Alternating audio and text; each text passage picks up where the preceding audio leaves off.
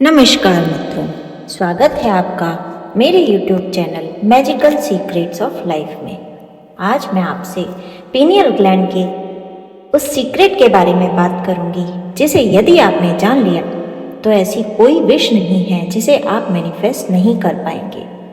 लेकिन वीडियो में पूरी जानकारी के लिए कृपया अंत तक बने रहें। यदि आप मेरे चैनल पर नए हैं तो चैनल को लाइक, शेयर और सब्सक्राइब करना न भूलें।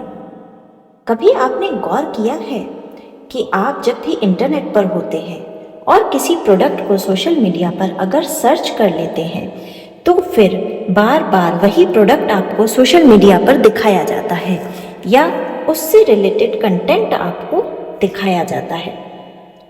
ये क्या होता है? ये सोशल मीडिया का एल्गोरिदम होता है।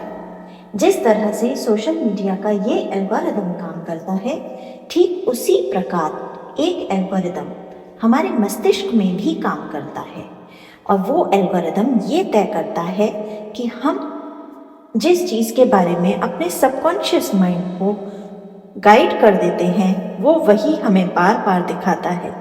कभी गौर किया है कि आप किसी गाड़ी को खरीदने जाते हैं और उस गाड़ी के फीचर्स और उसकी चीज़ें आराम से पढ़ लेते हैं, बहुत रिसर्च करते हैं कि ये गाड़ी कैसी रहेगी, माइलेज क्या होगा, कलर वेरिएंट्स क्या हैं, और फिर उसके बाद जब भी आप रोड पर होते हैं तो आप देखते हैं कि वही मॉडल की गाड़ी बार बार आपको दिखाई देती है।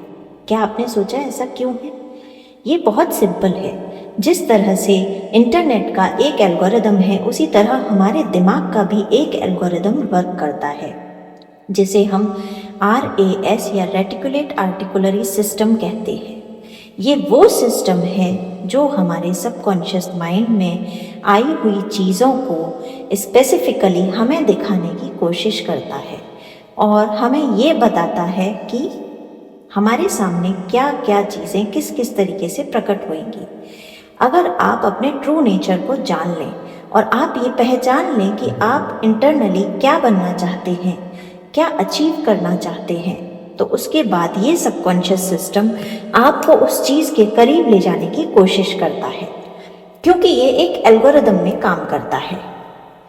RAS सिस्टम इस प्रकार से सबकॉन्शियस माइंड के थ्रू हमारे सामने चीज़ों को फॉर्मुलेट करने की कोशिश करता है कि हम उन्हीं चीज़ों के करीब जाते हैं, वैसे ही परिस्थितियाँ, वैसे ही लोग अपने आसपास अट्रैक्ट करते हैं जो हमारी विशेज़ के मैनिफेस्टेशन में ज़रूरी होते हैं। हमारी पीनियल ग्लैंड एक बहुत इम्पॉर्टेंट रोल प्ले करती है इस रेटिकुलरी आर्टिकुलेट सिस्टम को कंट्रोल करने में। तो जब भी आपको लगे कि आपको अपने एक नए जीवन की आधारशिला रखनी है और आपको अपने विशेज़ को पूरा मैनिफेस्ट करना है तो आपको अपने सबकॉन्शियस माइंड की एल्गोरिदम को समझना पड़ेगा और उसे समझने के लिए आपको अपने ट्रू बेसिक नेचर को जानना होगा। जैसे मान लीजिए कि आप कवि बनना चाहते हैं लेकिन आप सोच रहे हैं कि मैं एक पॉलिटिशियन बन जाऊंगा तो शायद ज़्यादा अच्छे पैसे कमा पाऊंगा, तो फिर सबकॉन्शियस माइंड भी कंफ्यूजन में हो जाता है। आपका इनर सेल्फ उसे कुछ और बता रहा होता है और आप बाहर कुछ और चीज़ें देख करके उनसे अट्रैक्ट हो रहे होते हैं। ऐसे कन्फ्यूज़न में आप मैनिफेस्टेशन कभी नहीं कर पाते।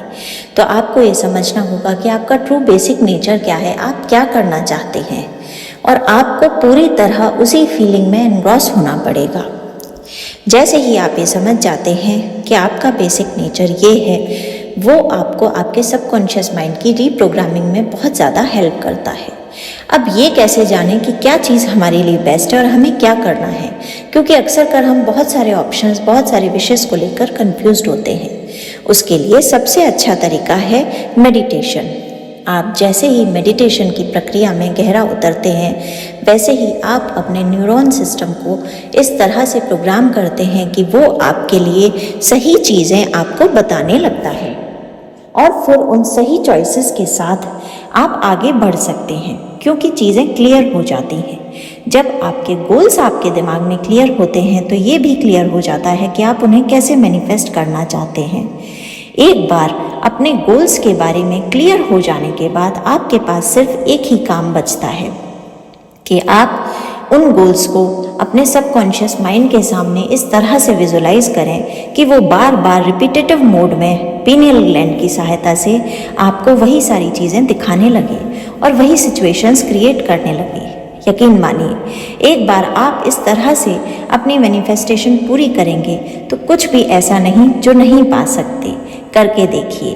बहुत बहुत धन्यवाद। जय श्री राम।